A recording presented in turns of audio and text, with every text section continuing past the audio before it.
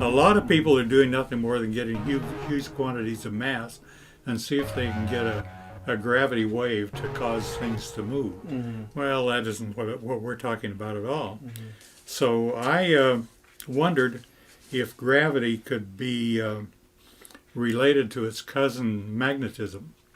And so I found that when I take two magnets together, I have some neodymiums around here that I'm actually afraid of. They're so strong. They can danger you. But anyhow, you take a magnet, you go to put them together and they go clunk, right? But you take one of them, move it around, and all of a sudden it doesn't want to go together. The repulsive. So I got I ordered one at $5,000 a piece, with a 1/4-inch hole through between both of them, and I put a brass bolt and I tightened them down, forcing them together. And then I put them together in a thing that looks kind of like a rock. Okay, and then I got another one that didn't have magnets in it. And Galileo, in all his endeavors, he went up to the Leaning Tower of Pisa And dropped the... and he dropped a big rock and a small rock. And his buddy down at the bottom kept telling him that the large rock and the small rock arrived at the same time. Well, I went up to in the Lockheed Building 501 by the side of escalators and elevators. Oh, wow. And I got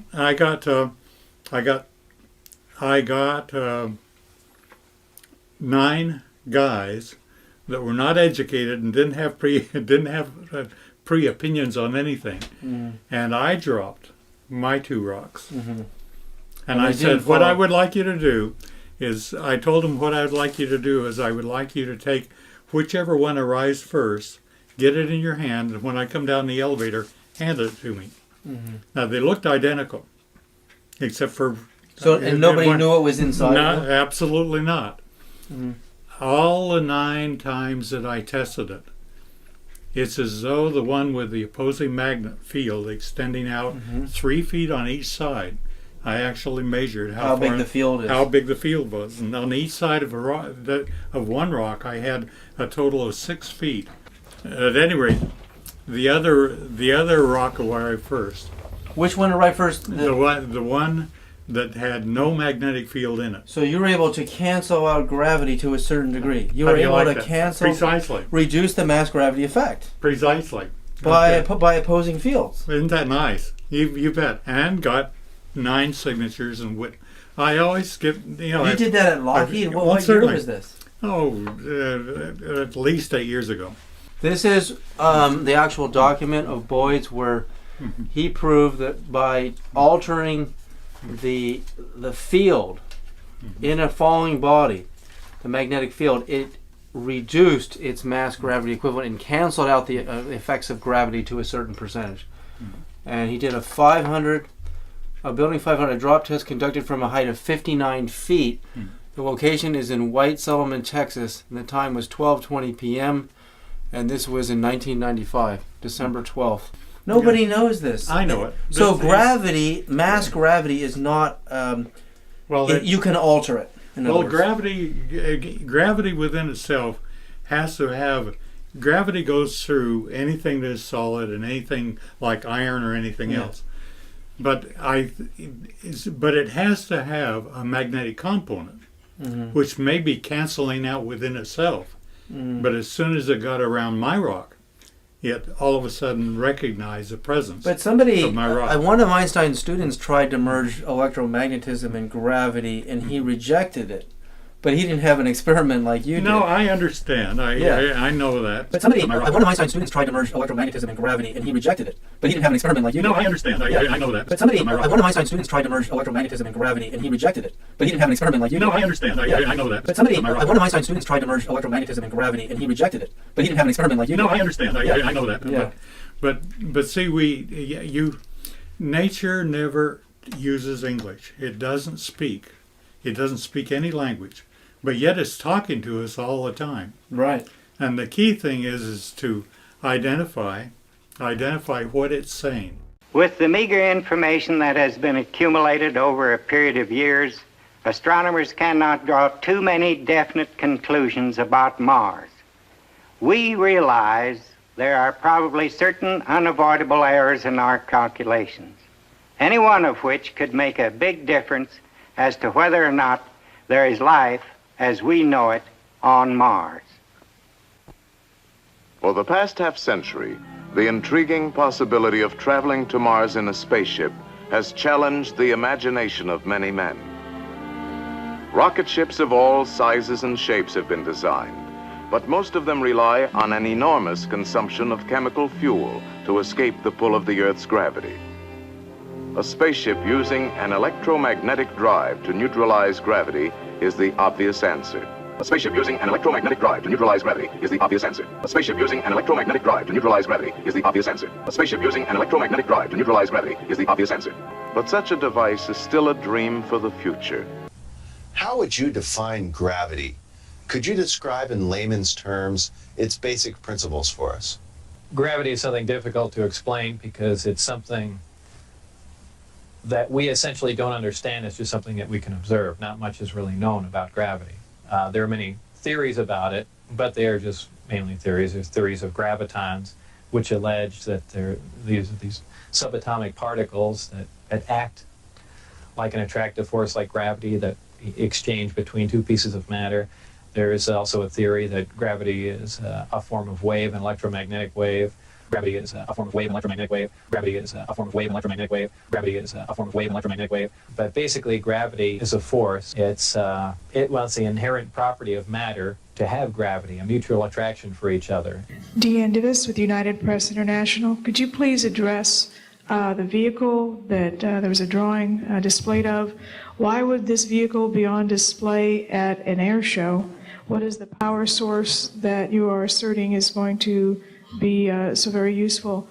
And how can you determine that this vehicle is not something that is being developed, by a government agency? In fact, I think that was the testimony. This is an alien reproduction vehicle, and just to be clear, this means that it is based on advanced anti-gravity and zero-point energy propulsion systems. They are being manufactured by a consortium of companies that include Lockheed Martin, Northrop, SAIC, and other corporations. But this is not a jet internal combustion system at all. It is actually kicked in by a type of electric power source, and it then accesses this ambient zero-point energy field that is responsible for all matter and energy existing, and by special configurations and what have you, it causes a cancellation of mass inertia and an anti-gravity effect. The white background represents the dark energy field. The pulsing represents the electromagnetic distortion around all matter, like two atoms. The electromagnetic distortion pushes dark energy away from matter on a gradient and makes all matter appear to have an attraction towards itself. Gravity can be defined as the electromagnetic force that matter exerts on the universe on dark energy that causes a dark energy field effect, or gravity. Gravity can be defined as the electromagnetic force that matter exerts on the universe on dark energy that causes a dark energy field effect, or gravity. Gravity can be defined as the electromagnetic force that matter exerts on the universe on dark energy that causes a dark energy field effect, or gravity. Gravity can be defined as the electromagnetic force that matter exerts on the universe on dark energy that causes a dark energy field effect, or gravity. You can scale this up from atoms all the way to planets and suns and even black holes. Anything that creates gravity is actually not pulling things into itself like a gravity well. More, it is pushing dark energy away, and in doing so, dark energy is pushing harder on the side with the least distortion. As the fields touch each other, it creates a path of least resistance, and the two objects are forced together by the stronger dark energy field on the side with less distortion, giving matter an attraction towards itself. It's dark energy that causes an attraction of matter towards itself that creates gravity. Modern science, current science right now, identifies one gravity. It's one force in nature. Apparently, through research at S4 or information gained from one of the crafts they were researching there, it appears that there are two different forms of gravity. One form works on an atomic scale, on subatomic particles, holding pieces of matter, holding atoms themselves together. Another works on a larger scale, the scale we're most familiar with, holding planets in orbit, holding ourselves to the ground, things of that sort. Because it produces a gravitational field, I wouldn't say the craft is invisible during the day. However, if you're under the craft, because of the way the gravity is being used, gravity bends time and space, and it bends light. If you are looking underneath the craft or from certain vantage points, you will actually see what's above the craft. It's really a trick of the way light bends under the influence of gravity. For instance, we can see stars that are behind the sun, that are blocked from our view by the sun. The reason we can see them is because the sun is a tremendous gravitational field and it's bending the light around it where we can see the star. Space-time and gravity are all essentially interrelated. They all act on one another. Gravity bends space. Gravity also distorts time. When you vary one, you essentially vary the other two. As an example, if you have a massive body, say a planet or something that's making a lot of gravity, producing a lot of gravitational waves, if you will, it distorts space. It bends space to it. It also slows down time. These things aren't theories. We know them to be true. They had an easel next to it with a drawing, a cutaway drawing, that showed some of the internal components, how they were arranged oriented to one another. And then they had a little a TV monitor with a tape player below it that was showing this continuous loop of this thing sitting or hovering over like a dry lake bed out in the desert somewhere. And as you would watch the tape, this thing would make went from a hovering position, made these three little sort of hops going to the side, and then as the camera followed it, just went straight up. It disappeared outside. It was down to nothing in just a matter of a second and a half or so. One of the things that this general had said during the presentation, one of the things that really stood out in Brad's mind was that he said that these vehicles were capable of light speed or better. So, according to his account, on November 12, 1988, Mark's friend inadvertently gained access to a highly classified airshow where the featured hardware of the event was real flying saucers. They were really strange looking, but appeared functional and were named to suggest anti-gravity and reverse-engineered alien technology. An official present stated they could travel faster than light. Despite their futuristic performance capabilities, these appeared to be stripped-down, road-worn working prototypes, which had seen practical operation for years. If this were the case, they were crude but tangible proof of concept for a staggering leap in aviation technology. They used extremely advanced electromagnetic or field propulsion, as opposed to solid or jet fuel, nuclear power, or any other commonly known conventional means. It also meant our government and at least one other major defense contractor, Lockheed Martin, had been developing and deploying functional systems along these lines for many years. And he just sat down, and right where we were sitting there at his table, he just kind of sketched out with an ink pen on a piece of legal-size white paper, and put some some little handwritten call-outs around the edges that described the number of capacitor plates in each one of the little sections, that there were they were so wide at the end, and the crew compartment was definitely about 12 feet in diameter. Just kind of put all these things down as close as he could remember to the way they existed. This was called the flux liner. This is probably the strangest one you've shown me yet. This actually flies? It actually flies on the principles of high voltage electrical charges. Alicia Davis had described being escorted into the engine room and seeing the propulsion system components. And it involved a central column that was made of a transparent glass-like material. And she said there was a silvery fluid that was spiraling upward at the bottom of this column. Down in kind of this well that was in the center of the spacecraft was this little tiny flywheel-like mechanism spinning, which matched the ARV also. And this is at a point when this young lady had never seen any of the drawings that I'd done of what the ARV was structured like. I was just talking about propulsion components in general.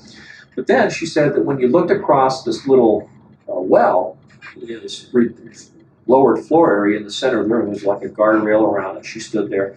You could look across, and she said it looked like below the deck she was standing on was this glass-like material with these coils of wire going through it. And they were spaced out in the same proportions as the ones on the ARV. The thing that she said that was most significant was that the column itself was rotating in one direction, and the flywheel was opposite, spinning in the opposite direction. There was counter-rotation, which is something that's often been reported in UFO sightings. You see components on the craft that are spinning in opposite directions. Back here on Earth, the scientific community has been busy since the end of the Industrial Revolution.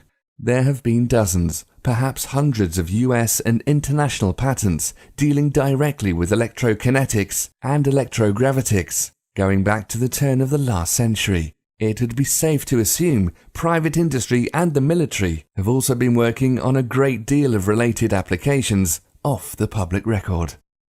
In short, since Nikola Tesla's first experiments with pushing electricity around, mankind has had a thing for anti-gravity.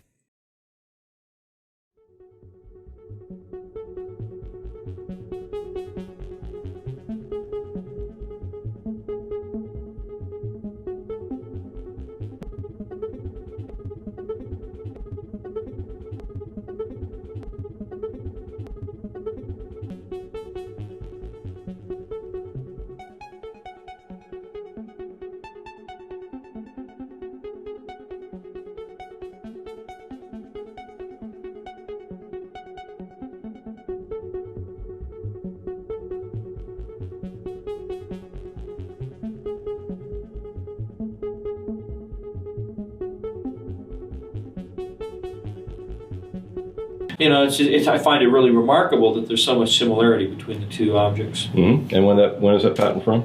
May 30th, 1967. It's called a magneto-hydrodynamic propulsion apparatus. And so I started thinking, well, maybe it's like a cyclotron. Maybe there's an electrical discharge from this. Basically, this whole thing looks like a giant Tesla coil. It's got the capacitor array. It's got, a central column that looks like the secondary windings of a Tesla coil. And this might even go back to something that Nikola Tesla discovered back in the 1940s. And, it just was all hushed up. And all the UFO sightings we've ever seen were something that came from Nikola Tesla and not from another planet. The ARV system, for all of its claims of flashy, out-of-this-world propulsion capabilities, was indeed remarkably simple. It could be described as a large-scale, souped-up Tesla coil, designed to negate gravity and inertia, with off-the-shelf navigation and life support systems bolted on, almost as an afterthought. You could think of it as the Model T of anti-gravity vehicles, an industrial dune buggy, or crude hot rod that can get you to Mars in a few minutes. In this version at least, first-class seating was still a way off. There's a large capacitor array. Through the middle of the crew compartment is a central column that's called the amplifier section that's in the middle of the craft. On the very center point of that column is what looks like a large 9-foot diameter flywheel type mechanism. Then around the belt line of the crew compartment is about a 2-foot wide coil of wire that's embedded in the same glass-like material that the capacitor section plates are embedded in. The ejection seats are mounted back to back. There's 4 of them in the smallest version of the craft, and they're mounted on this central column on a set of rails. A bowl that moves around and can be used to convey the commands of the pilot in terms of what he wants to do in terms of shaping the field around the vehicle. And right in the center of that bowl is a kind of laser diode. This aircraft was using extremely high voltages, and the voltages would ionize the air around the vehicle so much that it would start producing X-ray photons, which are absolutely lethal. So you have to have basically a barrier to protect yourself. With a little air-driven claw that's on the end of it. In fact, I think that the craft's magnetic field or electromagnetic field is probably so powerful that conventional little electric motors probably wouldn't work. The electrostatic field created by this huge capacitor array and the ionization that occurs just because of the propulsion system might be enough to create a level of ionization around the craft that's high enough that it would produce X-ray photons of its own accord. And so you would want to be able to protect the pilot and the crew members from that radiation. So anyway, that's the general overview of the structure of the vehicle. This is a vehicle that has the ability to travel up to or beyond the speed of light. And part of the reason that it's able to do that is because it exploits the energy form that's embedded in space-time that's responsible for the effects of mass and inertia. So here we have a configuration of various components, creating a system that's somehow capable of producing and maintaining an insane amount of energy in a concentrated field around the vehicle. This field can be precisely controlled by the pilot with the aid of a basic throttle, an alien steering ball, and a bunch of casino cameras. There's plenty of onboard oxygen, handy if you're off the planet, and a lead coating so the occupants don't get fried in their seats, and a robot arm in case you need a robot arm somewhere. It looks like a big clumsy diving bell from 1905, but apparently works like a helicopter you can take past light speed. Its beauty and elegance lie in the propulsion system, maybe a really fast one that gets around currently accepted physics, one we commonly associate with UFOs. For anybody who has followed the work of Einstein or just basic physics, one of the sort of inviolable rules of physics is that there's no material object that can actually go faster than the speed of light. So somehow or other, and I'm not saying we got this from aliens, but they did call it the alien reproduction vehicle, but somehow or other, this simple system that Brad described in these diagrams was able to do this.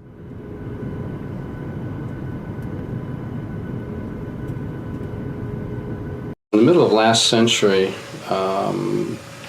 physicists made an astounding discovery, and that is what we ordinarily consider empty space isn't empty at all. Even if you go to the far reaches of outer space, it turns out that rather than emptiness, what we call the vacuum is really a seething cauldron of what we call quantum energy, or zero-point energy. 0 point just simply means that even if you froze the entire universe down to absolute zero, froze out all motion, where everything would be as quiet as you could possibly get it, this energy is still there. It was predicted by the mathematics of quantum theory, but the numbers were so large. For example, there's enough energy in the volume of a coffee cup to evaporate the world's oceans. It was thought, well, this must be some kind of artifact in the theory. But as time went on, various predictions in quantum theory were verified in the laboratory, and it finally turned out we had to take these numbers seriously.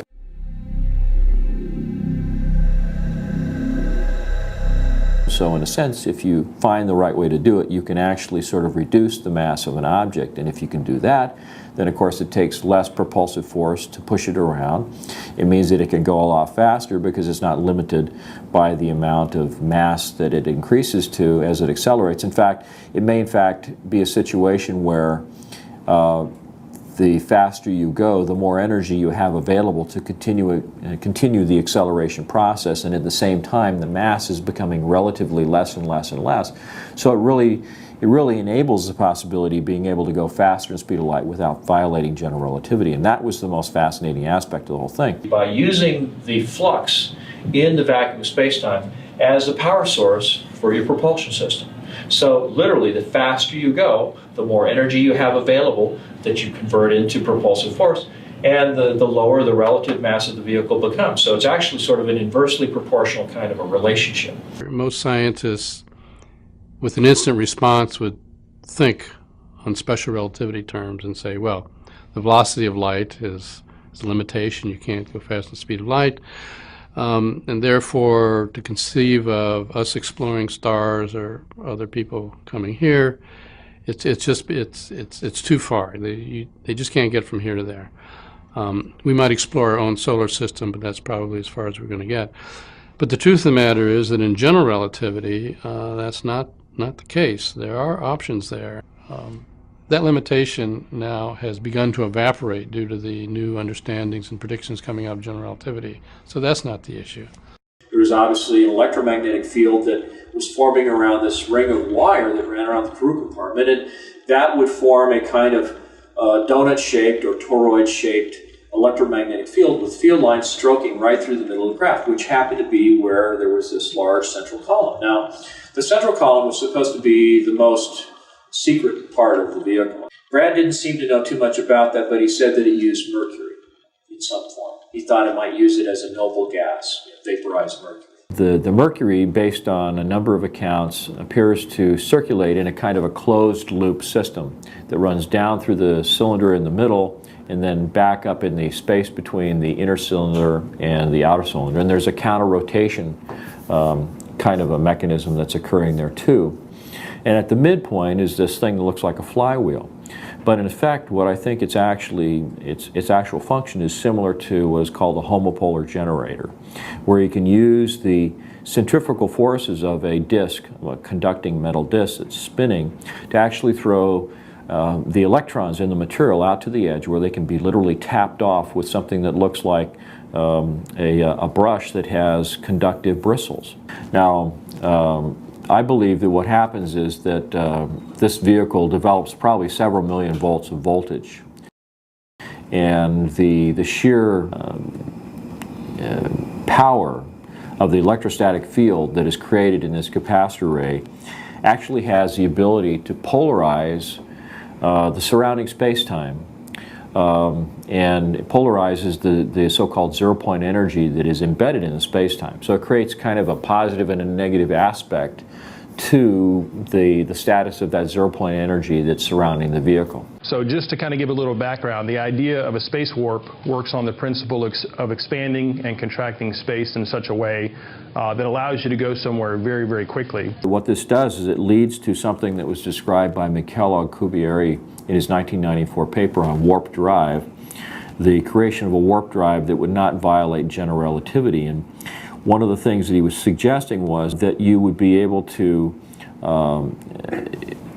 engineer a vector or a pair of vectors in space-time that would, on the one hand, cause a compression of space-time ahead of the vehicle and an expansion of space-time behind the vehicle, and that there would be an intervening space between those two phenomena that would pretty much peg your sense of gravity, your sense of inertia, to the environment that you departed from when you initiated this movement. So in essence, what you have is you have a spherical event horizon around this particular region that might be called a dynamically engineered local space-time. And this particular region is set up in such a way that it creates these influences in the surrounding metric in such a way that it also creates a vector that goes in this direction. And so it's kind of like having, it's almost like having a black hole ahead of you and an expansion of space-time behind you. But the actual environmental conditions that you experience inside the spacecraft are pretty much pegged to the time and place that you start out from. So you don't have any sense of g-forces or being moved around. You don't have any sense of acceleration, because the entire pocket of space-time that you're encapsulated in is being accelerated by the vectors that are created around the system. So it's uniformly accelerated. The space-time pocket that you've created, the vehicle itself, the crew, the cargo, everything is moved as one complete package. And so there's no sense of acceleration. But what it allows for, according to Alcubierre's calculations, is what he was calling an arbitrarily large speed, which suggests something in excess of the speed of light at superluminal speeds. So to the person that's inside the vehicle, it may appear that you begin to accelerate away from a particular location, but to the person who's standing outside the disturbed region of space-time, it looks as though you just were gone, just in an instant. So this is an ARV, isn't that what it's called? That's what some people call it. We call it RAM, Replication Alien Machine. Oh, I see. Once we retrieved, back in the 30s and 40s and 50s, several of these extraterrestrial vehicles and began to study them, we combined that knowledge with knowledge we already had. Because remember, we had some people like T. Townsend Brown who were studying anti-gravity quite independent of this issue back in the 20s, 30s, and 40s. But when their information got combined with studying these spacecraft, they figured out, this is how they're working.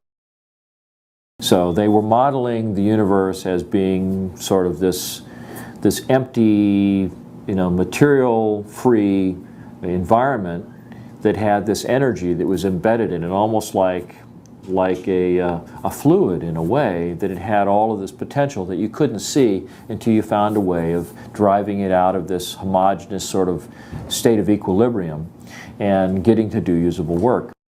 Now, what is zero-point energy? I'm going to show you many different definitions, but let me quote Nikola Tesla.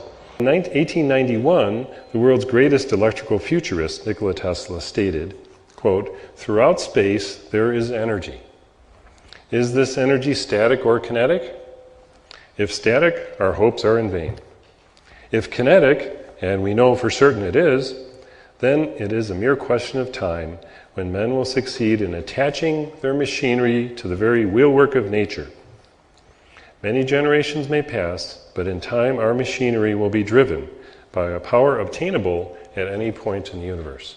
And this is very important. It means that we, Homo sapiens, have the ability to access this so-called zero-point field of energy, which is the ambient field of energy from which all matter and energy is fluxing, and can access that energy and generate all the power we need to run this planet without fossil fuels or pollution. The white background represents the dark energy field. The pulsing represents the electromagnetic distortion around all matter, like two atoms. The electromagnetic distortion pushes dark energy away from matter on a gradient and makes all matter appear to have an attraction towards itself. Gravity can be defined as the electromagnetic force that matter exerts on the universe on dark energy that causes a dark energy field effect, or gravity. You can scale this up from atoms all the way to planets and suns and even black holes. Anything that creates gravity is actually not pulling things into itself like a gravity well. More, it is pushing dark energy away, and in doing so, dark energy is pushing harder on the side with the least distortion. As the fields touch each other, it creates a path of least resistance, and the two objects are forced together by the stronger dark energy field on the side with less distortion, giving matter an attraction towards itself. It's dark energy that causes an attraction of matter towards itself that creates gravity.